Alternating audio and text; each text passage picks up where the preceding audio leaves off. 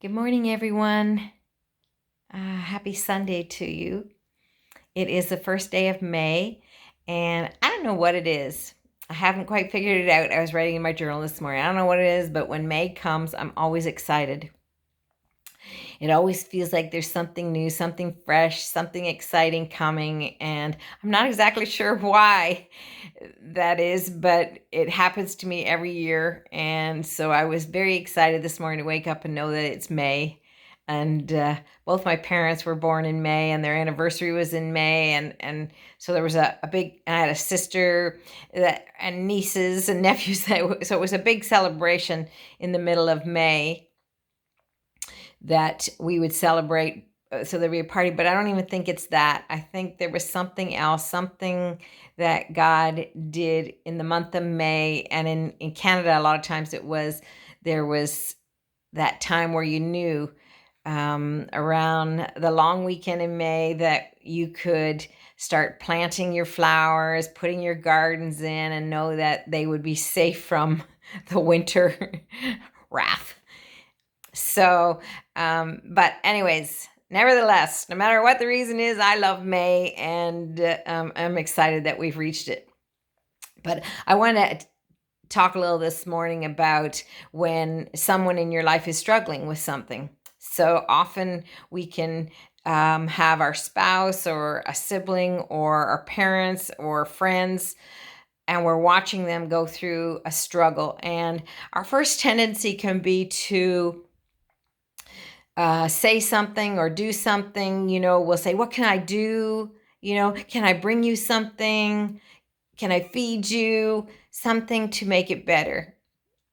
And that's sweet, and it's kind, and it's loving, and it's things that the Lord would have us do in certain times, certain circumstances. But there's also times when we're not supposed to do that, or we're not supposed to step in and put a Band-Aid on whatever it is to make them feel better. And sometimes we're doing it so that we will feel better because it makes us feel bad when they're not feeling well, when they're struggling. But sometimes it's because the Lord wants to do something, whether he wants to break something off, whether he wants to change something, whether he's asking them to change direction, do something that they're not comfortable with. But sometimes it's about a lie. So something gets stirred up, and there's a lie that's been believed. It might have been something from your childhood. Somebody said something or did something, and you may not even realize it, but that something got fastened to you, to your heart, in that said, this is the truth, when it really wasn't. When it really was a lie from the enemy who was using it to steal from you all your life. And that the Lord wants to come in to those places, and he wants to reveal his truth. And so in those places, that probably the best thing that we can do is pray for the person, stand in the gap, build a hedge of protection around them while the Lord is doing the work that needs to be done, so that they can receive his truth for whatever's happening, that they can walk into it, they can walk into their freedom, their victory, whatever it is, but that we would just pray, and that we would pray for the Lord's will. We would pray for strength for them. We would pray that they would be willing to go wherever the Lord asks them to go. And we would pray that God's truth would always be over any lie.